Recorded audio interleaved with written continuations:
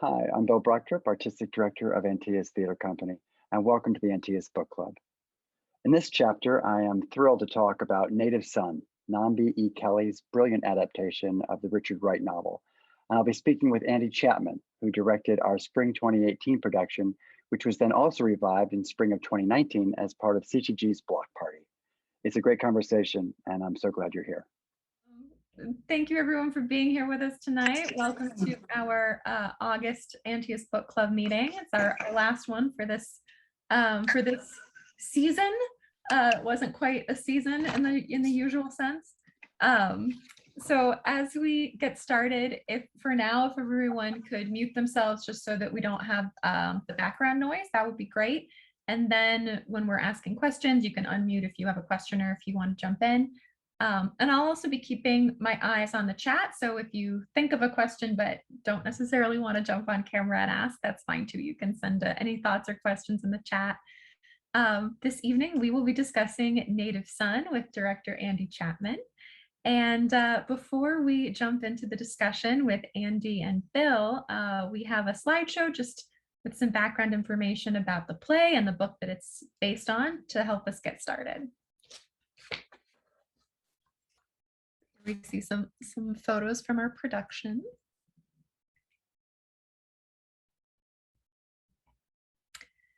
So just for some context about the story, Richard Wright's 1940 novel deals with the effects of the Great Migration, in which millions of African Americans left the oppressive conditions of the South between 1916 and 1970 and moved to cities like Chicago, Detroit, New York, Philadelphia, and Baltimore. Although Bigger, the protagonist of Native Son, finds that Chicago lacks the overt racism of Mississippi, he also notices a good deal of subtler racism in the city, zones where only whites or blacks are expected to live, charities that serve mostly to maintain conditions for African Americans. Wright wrote during the time of renewed political agitation against discriminatory laws in the South and across the country, the major civil rights push of the first part of the 20th century in the US, that resulted in 1964 in the signing of the Civil Rights Act. The frustrations exhibited by Bigger and other characters in Native Son stem from the unresolved racial conflicts of the 1930s and 1940s in America. So because the play differs a bit from the novel, we're going to start from talking a little bit about how the story is presented in the novel that the play is based upon. So as the story begins, Bigger, a poor Black man from the south side of Chicago, is employed as a chauffeur for a wealthy white family called the Daltons. His first task is to take the Daltons' daughter, Mary, to college in the evening. Mary instructs Bigger to take her to her communist boyfriend, Jan Erlone, instead. As the three travel around, they converse and Mary gets drunk. To ensure Mary is safe, Bigger carries her to the bedroom. Coincidentally, Mary's blind mother comes in and makes Bigger uncomfortable given the strained, oppressive relationship between Black and white communities at the time. He knows he would be accused of raping Mary, so he covers her face with a pillow to make her quiet, unfortunately killing her in the process. To hide the murder, Bigger cuts up Mary's body and burns it inside the family furnace. Death makes Bigger feel fulfilled instead of scared and proceeds to write a ransom letter to the Daltons. After investigators locate Mary's burnt body, the police begin their search for Bigger. To avoid getting caught, he escapes with his girlfriend, Bessie, who does not want to be part of the complicated situation. Bigger rapes and kills Bessie as he considered her a liability in his bid to escape. Bigger eludes the manhunt for as long as he can, but he is eventually captured and detained, awaiting the conclusion of the investigation and the trial. Jan Erlone visits Bigger in jail and enlists his friend, Boris A. Max, to defend Bigger. Max tries to save Bigger from the death penalty, arguing that while he is responsible for his crime, part of the blame belongs to the fearful, hopeless existence he has experienced in a racist society since birth. Max warns that there will be more men like Bigger if America does not put an end to the vicious cycle of hatred. Despite Max's arguments, Bigger is sentenced to death. So the play that we produced at Antaeus was an adaptation of that novel by Nambi E. Kelley, an award-winning actress and playwright who's performed across the country and toured internationally, including many shows at the Goodman Theatre and Steppenwolf Theatre. Kelley has also been seen on several television programs, including Elementary, Person of Interest, Madam Secretary, Chicago PD, and Chicago Justice. Kelley made her directorial debut at Theater Works in Colorado Springs, becoming the first African-American female to helm a production in their over 40-year history. She's currently developing the Broadway aspiring play about Dr. Maya Angelou. As an accomplished playwright, Kelley is currently serving in residence at the New Victory Theater through the LabWorks program for BIPOC artists in New York City. Her adaptation of Richard Wright's Native Son has been seen across the country. The play premiered off-Broadway in 2019 at the Duke on 42nd Street. And now for our guest this evening. Oh, wait, we gotta go back. We skipped her slide. Oh, there we go. So Andi Chapman is joining us this evening. Born in New York City, Andi Chapman is a director, actor, and educator. She is the Associate Artistic Director of the Ebony Repertory Theater. Her directing credits include the critically acclaimed Native Son. Antaeus Theatre Company presented the show at the Kirk Douglas Theatre. The production garnered Best Director nominations by Stage Raw and Broadway World. Other credits include The Abuelas, also with Antaeus, Mockingbird, As It Is in Heaven, The Ninth Wave, the Actors Co-op Steel Magnolias, for which she garnered a Best Director award, The Dutchman, A Summer Memory, and a host of others. Andi graduated cum laude with a BFA at the Davis Center for Performing Arts at the City College of New York and an MFA from the Yale School of Drama. She is currently teaching acting at Azusa Pacific University. About Nambi E. Kelley's play. Suffocating in rat-infested poverty on the south side of Chicago in the 1930s, 20-year-old Bigger Thomas struggles to find a place for himself in a world whose prejudice has shut him out. After taking a job in a wealthy white man's house, Bigger unwittingly unleashes a series of events that violently and irrevocably seal his fate. Adapted with theatrical ingenuity by Chicago's own Nambi E. Kelley, this Native Son captures the power of Richard Wright's novel for a whole new generation.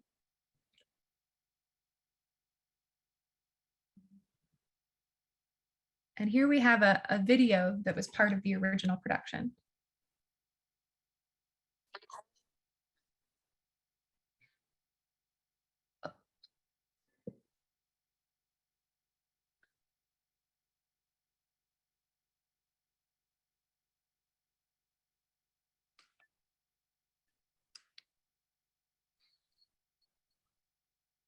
All right, then. I will turn the conversation over to Bill and Andi. Oh, I think you're on mute, Bill. Thank you so much, Al. So yes, I was. Andi, we are so happy to have you here. You're on mute too, so we got to unmute. Yeah, there we go. Thank you for having me. We are so happy to have you here. For those who don't know, Andi came on to direct A Native Son with us, and then we were very happy to have her back for The Abuelas, and she directed the production of Native Son when it moved to the Kirk Douglas as well. So it's just it's great to have you here with us to talk to the people here about the production, about the play, about working with Nambi, about all of the topics that are included here.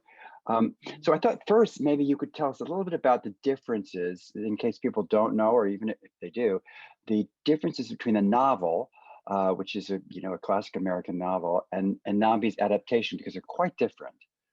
So yeah, Nambi really paid wonderful homage to the play, to the book, but it moves at such a pace because the book is quite long. She did cut out the whole moment with Jan Erlon at the end, so we don't really see that. We kind of cut to the chase of him being caught, and then him kind of transferring his spirit to freedom in that sense. So, but the difference is it's kind of nonlinear, fragmented, but it moves beautifully. So she has every line that from the top of one scene, it connects to the next scene. So we go from one scene into the life of another scene because she's dealing with inside Bigger's head. So instead of it being the book, as you're reading the narrative, we hear the narrator speaking. What she's done is she's placed us inside of Bigger's head. So a lot of the things that we see around him, there's like no furniture or anything, but we see it as he sees it. which is really wonderful to be empathetically inside of the play, which is And the book is just different linear. from The book is just a normal, regular kind of narrative, beginning to regular end. narrative. And she's linear too, but the way in which she says it is in such a fragmented way because it's how his mind works. So he may jump to the end and come back to the middle and go to another area and then come back to it because that's how he remembers it happening. So And that's not in the novel. it was That's completely not in the Nambi's novel at invention. all. Not in the novel at all. And she created the character of the Black Rat. I don't know how many of you have seen the play. There's a book called The Souls of Black Folk by W.E.B. Du Bois. And he talks about double consciousness. And what he's talking about is that from oppressive people all over the world, when they feel they have to be what people think they see and then who they are. So there's two things. So the Black Rat is not an alter ego. It's really like his other person. So we have Bigger and then we have the Black Rat. And she named it the Black Rat, of course, because the Black Rat is the first thing we see in the play. They kill it, trying to get it out of the poverty in the home that they live in, which is very interesting. And so there's his other self is with him as well, and that's also in his mind. So that's really quite lovely to see. And she got that idea from her dad, of course, Dr. Kelley, but she kept asking her father, why? Sorry, I couldn't hear what you said. Sorry, my Siri went on. She kept asking her father why I keep hearing there's another voice in the book. And she said, there's a narrator, there's someone speaking. And he says, that's his other consciousness. And then he took her to Souls of Black Folk, which is W.B. Du Bois's book. And it's brilliant. So that was fun to play with. It's such a clever way of taking a novel that has a very, very sort of clear, linear beginning, middle, end, and we follow this along. And she's just chopped it up into all these little fragments, refracting what's going on in his mind, in the main character's mind all the time. And then we don't have the second half of the book almost, which is a long section about the whole trial. That's pretty truncated in her story. So she and that character of Max that they talk about, who's the lawyer, we never see him, the communist guy. We never see him. Yeah, and that's because she wanted to jump. I mean, the sections are, and I wanted to mention that to you. So the sections are fear, flight, fate, and fly. So she cut it up into pieces, and I believe actually that's in the book. I think he talks about headings, but she took that to the next level, which is really quite wonderful. And the book is like, I mean, the play is like 95. I don't know how it was so long. I think it was like 100. When I read it, I was like, woo, yeah. But it moves like the wind in terms of how we did it. Yeah. And did any of you see it at all? You did. Yeah. Okay. Yeah, great. Great. It's really fascinating when you think about authors and living playwrights looking at older works and trying to adapt them in fresh new ways to help our modern eyes see them. And I think Nambi's so brilliant in doing that. Absolutely.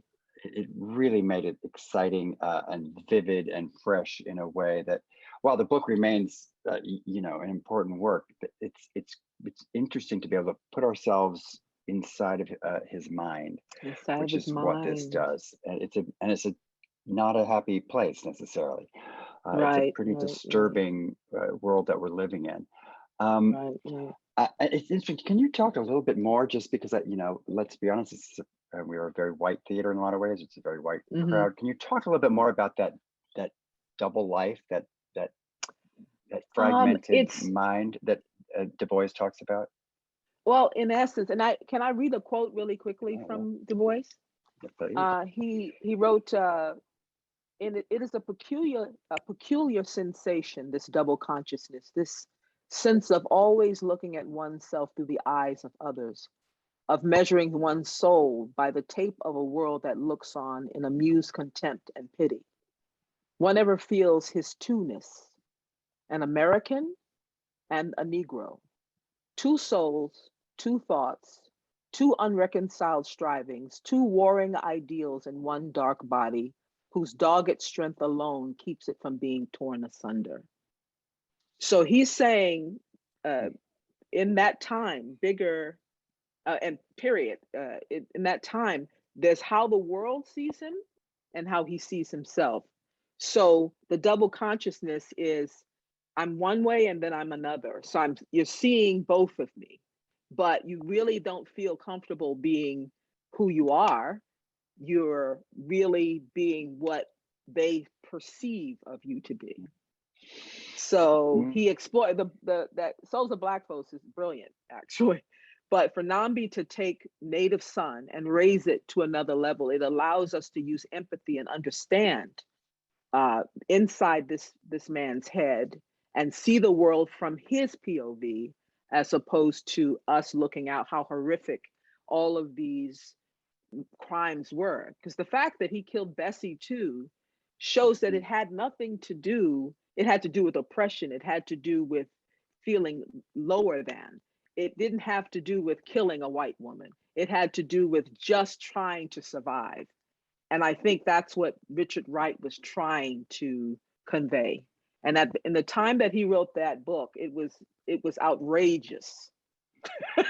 Yeah, what was the reaction when the book first came out? What was the reaction? Yeah, it was major, the provocation. When you research it, in 1921, I believe the Red Summer happened.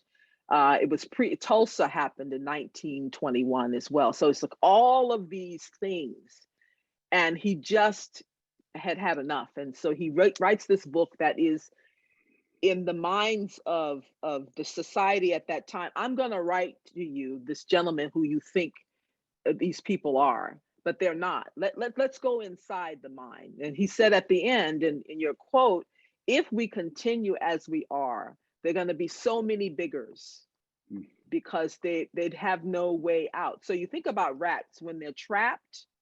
Remember in the beginning of the play, how they try and kill it and the rat, and they finally get it, inhabiting a place where he could not set himself free. There's a literal rat in the beginning. I mean, it's a family living in a tenement kind of building. In a hovel, right. And with an actual rat that they kill, and then it's personified later as right. him. It's a brilliant metaphor and a disturbing one. And so Richard's saying that bigger, that feeling, that spirit is like trapped animals. When equal is the name of the game, and so he tried to illustrate it as best he could, but it was so violent, it was outrageous. So I think people saw that first, and then others understood it, but and then Nambi's brilliant idea to take that metaphor and actually have a character, create the literal character playing that part, literally playing a character called Black Rat. Right.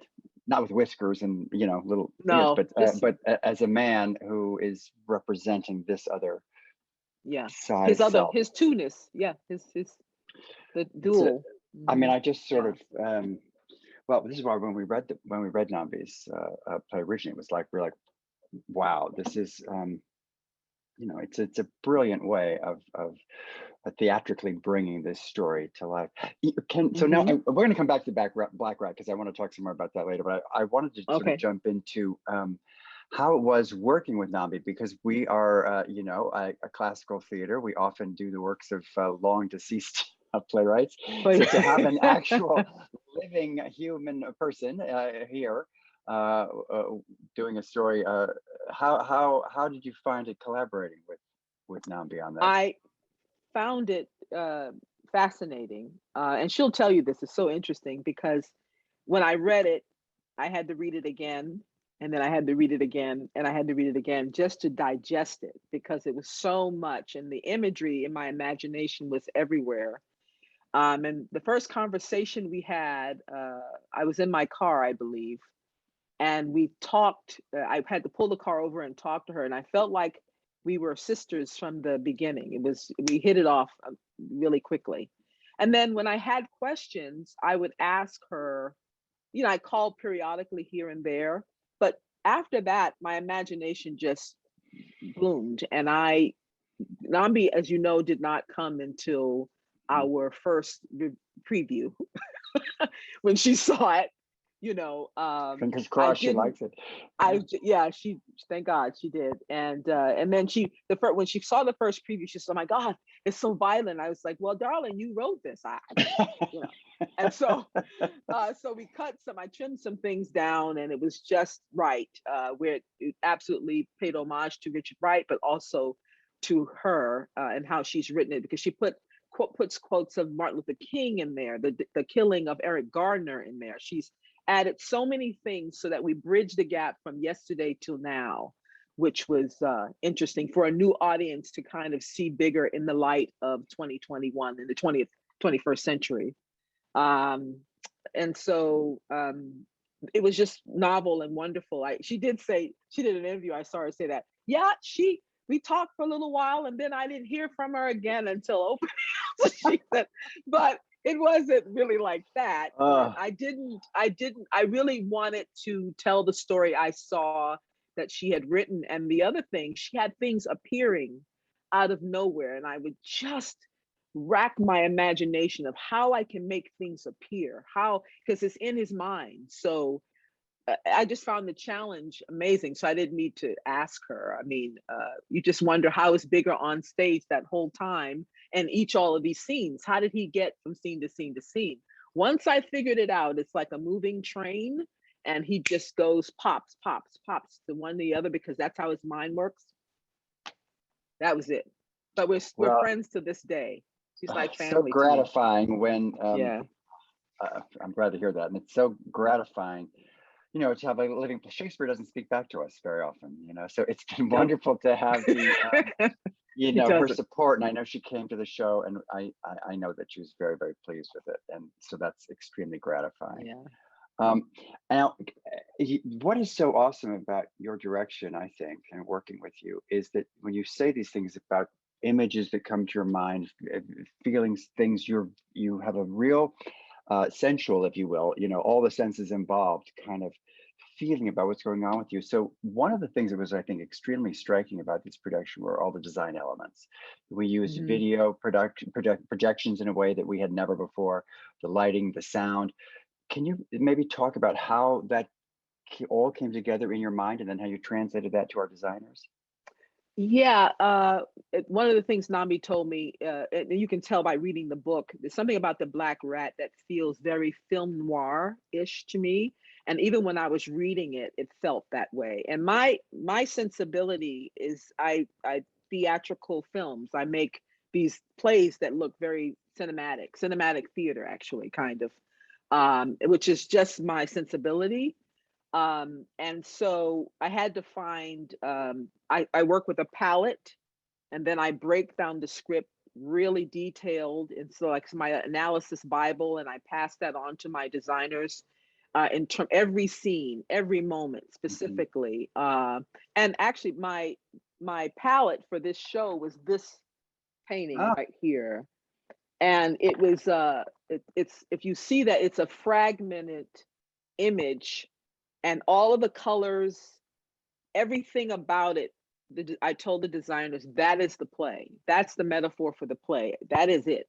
And so all the color elements, they find it all in that painting. The sound, the same thing in terms of fragmentation.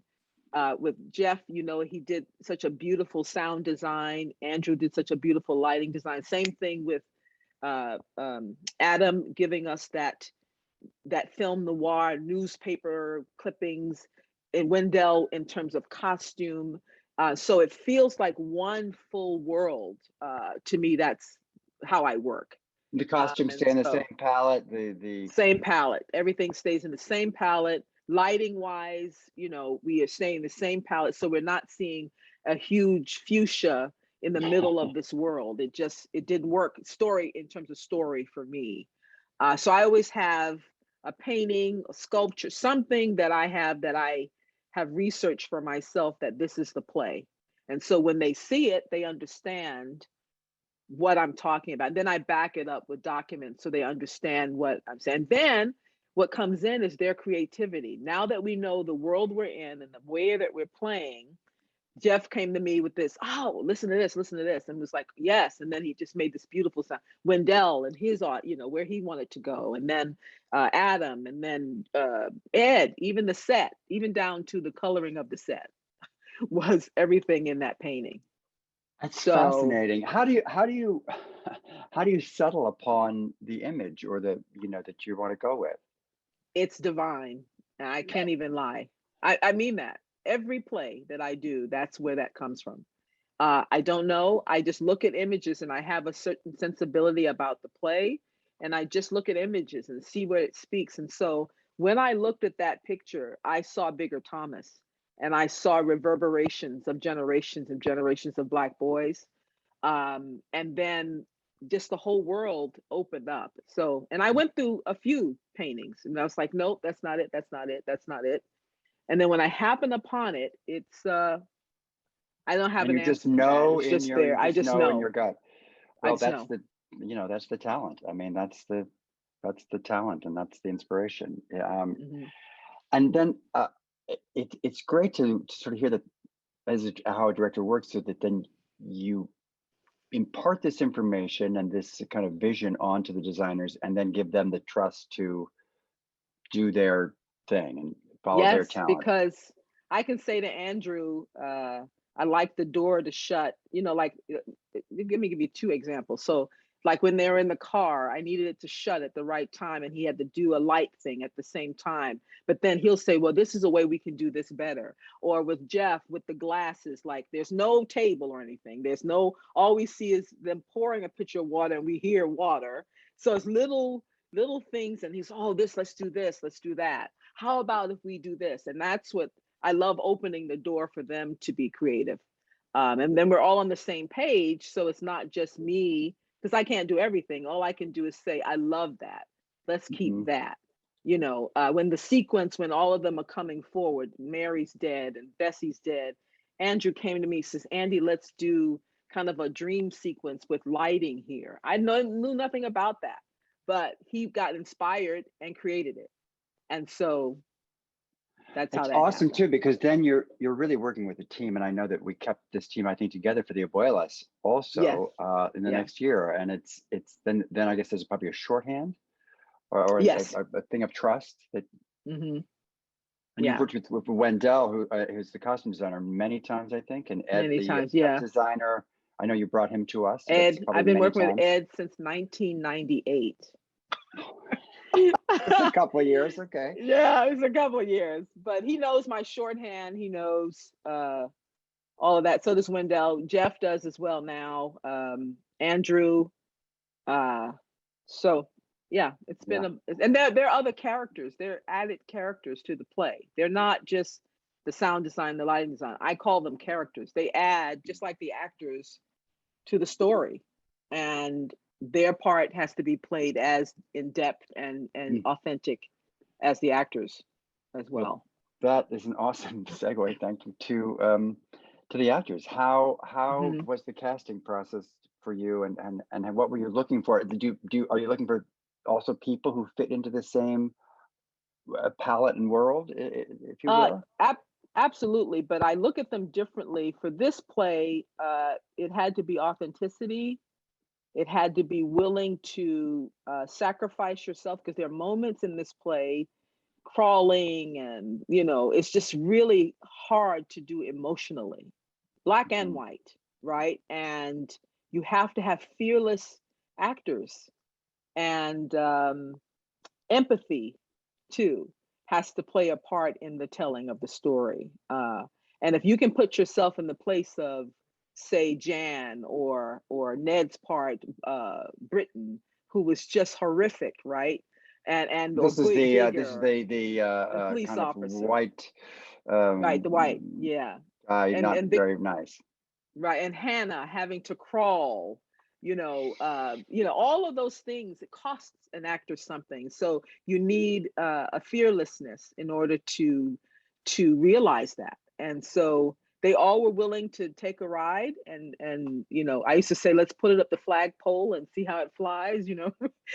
That's how I would say it, kind of using that language from the 20s or something. But So yeah, that's what I was looking for. And the ones that we got just selfless, fearless actors who wanted to play and be creative and bring something to the table, and not just me giving, but, you know, posing a challenge and seeing if they'll, you know, rise, and then they would rise above it and give me more than what I even expected.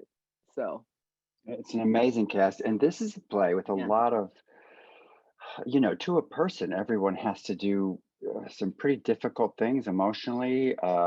People behave poorly. I mean, the characters make bad choices.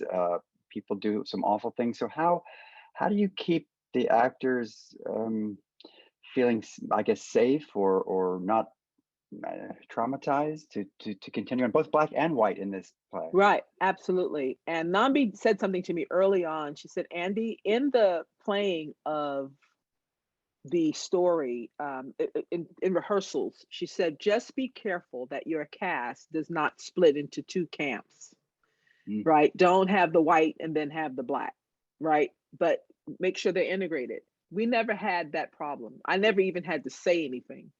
They, until this day, they still talk. We still on, you know what? So it that never happened. When we moved to the Kirk Douglas, same thing, which is a testament of respect, and respect for people's talent, respect for the other actor, support, and all of those things. And still, and in a lot of cases, wanting to understand and learn. And, you know, because we were pre George Floyd. Yeah.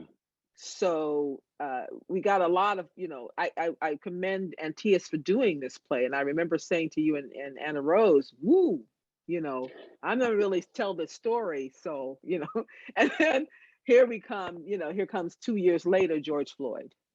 And so those things are connected somehow. You know, it came prior to, but that was the story we were telling in 1930. Yeah, 35 or well, 32 or whatever. you know, Yeah. I mean, this is what Du Bois was saying about, like, if we don't change, this just continues. So, Yes. you Yeah. know, here we are. But I know that you did try to keep a fun, light tone with the people Yeah, we had backstage. fun. We just had fun. We had an Easter egg hunt. You know, we did. There was an Easter. We did an Easter. The stage managers hid eggs all over the theater in the rehearsal. You know, and we had an Easter egg hunt. We just kept it very lunch. We all ate together, or some came back to the theater. We were in the green room. I mean, it was very easy, and I loved every last one of them. Well, I think it's got to be tough because for the things that John Chafin had to go through to play this role every night. Yeah. But also you know, what you mentioned about Ned Michelle playing the kind of you know, mean policeman. You know, you don't feel good about doing that every night either. You know, it's tough. No.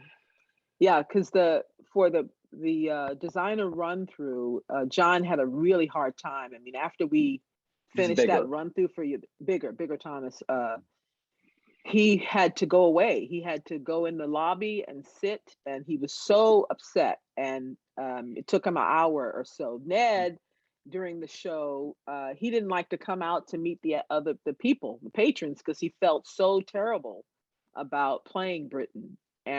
But I was like, they know that that's not you, Ned, you know, but he didn't see it that way. And I completely understand. I completely understand. And the other thing that I thought was lovely that came out of this too, is that our counterparts learned, they had questions that they didn't know, that they needed to have answers to. And, or we would provoke or prick in their minds for them to do further research so they have an understanding of certain ways and things. So That's awesome. Let's get back a little bit, if we could, to the sort of symbiotic relationship between Bigger and the Black Rat, and how those two actors work together. Because they're playing one person or one mind, one soul, if you will, but it's two actors. So how did you get them to work together so closely? It's so interesting because when they got cast, they were telling me, Noel and John, they were running together in the canyon. They went down to the whatever they were. I mean, they just did it on their own.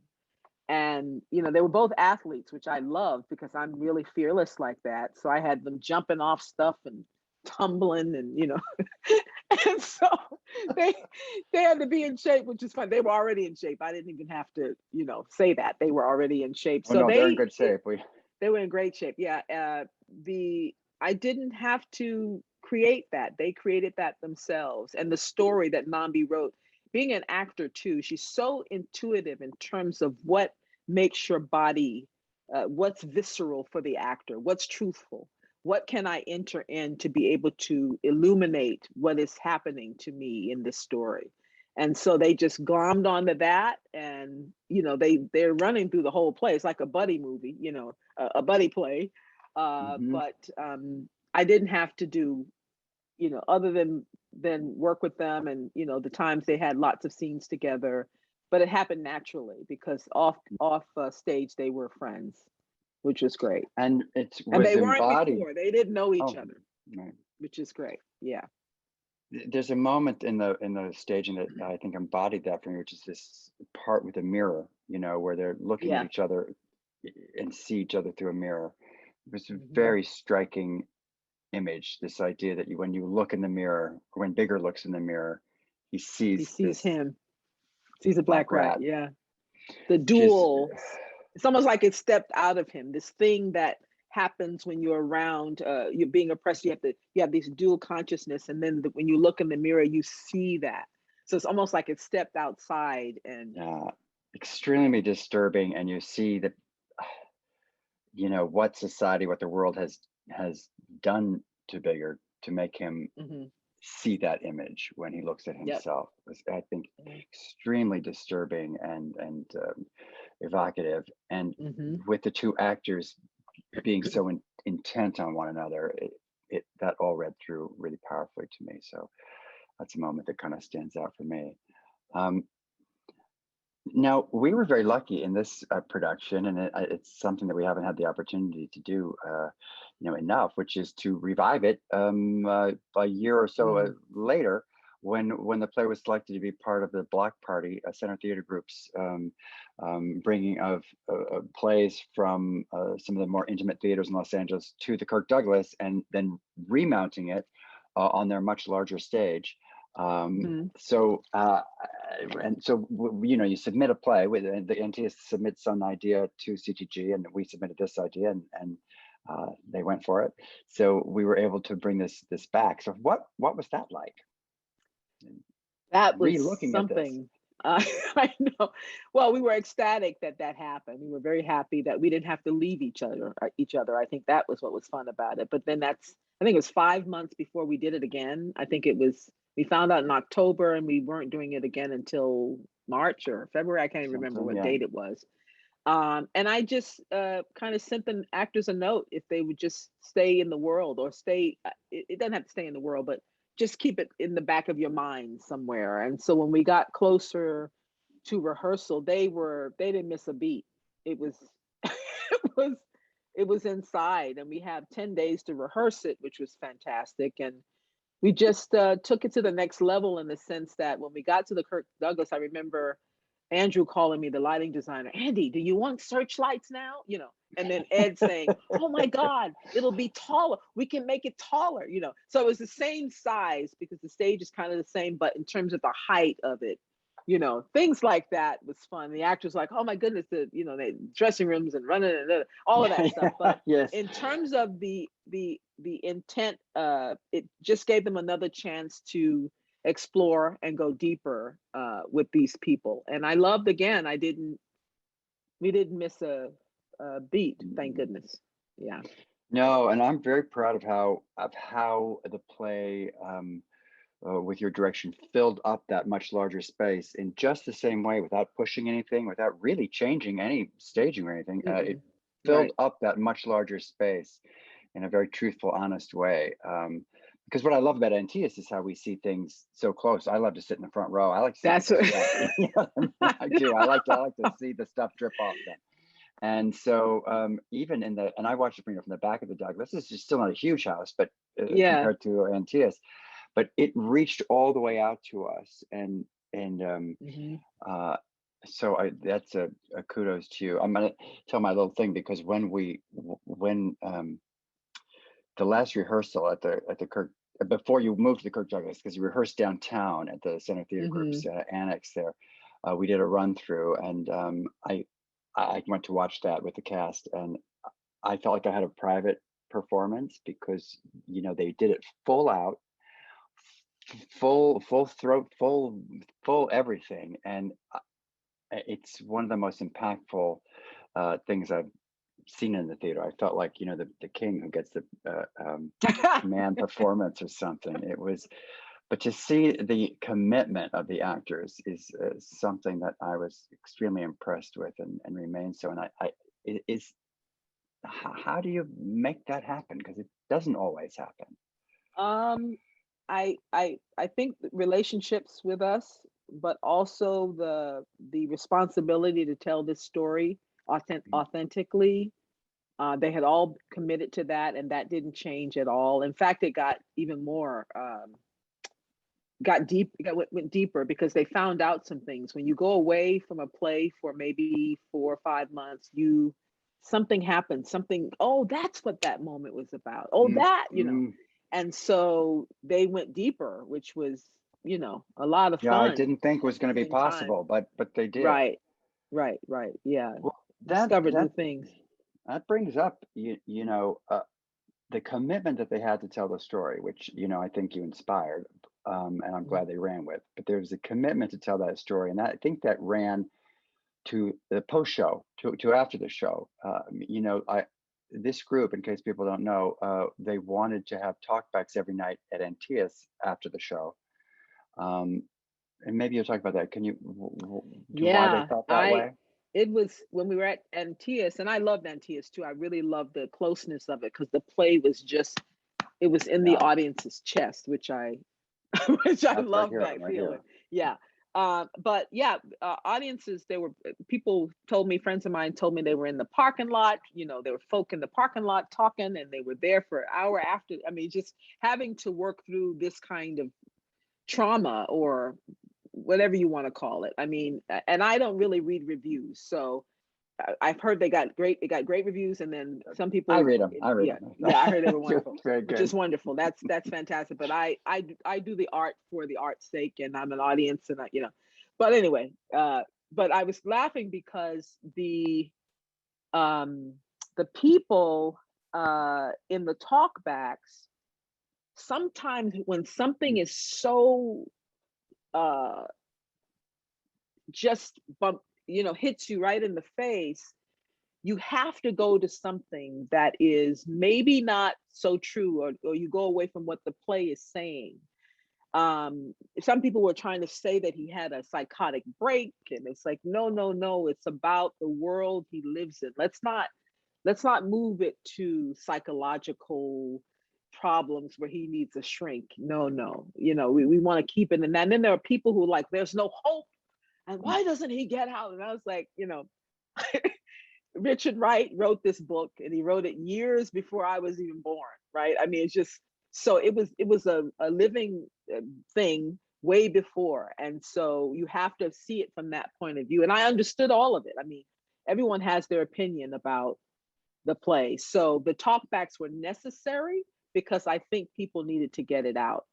And then it got even more heated in at the Kirk Douglas. I didn't hear any of those talkbacks really. Well, I know But when we do block party, you talk to the people at CTG, and they help remount the play and everything, and they ask what kind of enhancements we would like, because they come in with a little more money and a little more resources, and um, what we said is we want to put that towards having talkbacks afterwards, because we realized how important they were at Antaeus, and we knew they would be important again at the Kirk Douglas. So that's where we wanted to put the enhancements that they were able to bring. Um, and this play has been such a fascinating experience for us at Antaeus, because um, many people loved it, and there are people who did not. respond well to it. And it's very interesting, I think, because the characters are so difficult. The things that they do on all sides are very difficult. You know, one guy said to me, he said, there are no sympathetic characters in this except Mrs. Dalton. And I was like, except the racist mother?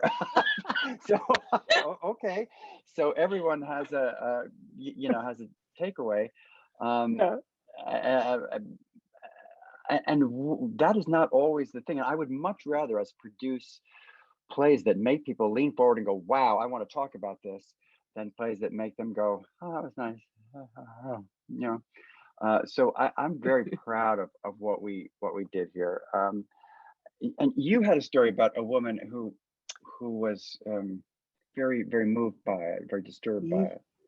Yeah, I was at a reading. I think this is before we did Block Party. I was at CTG for, I think it's their readings or something. I don't know what the evening was, but I was standing in the lobby and I was talking to friends at the, those tables they have in the center.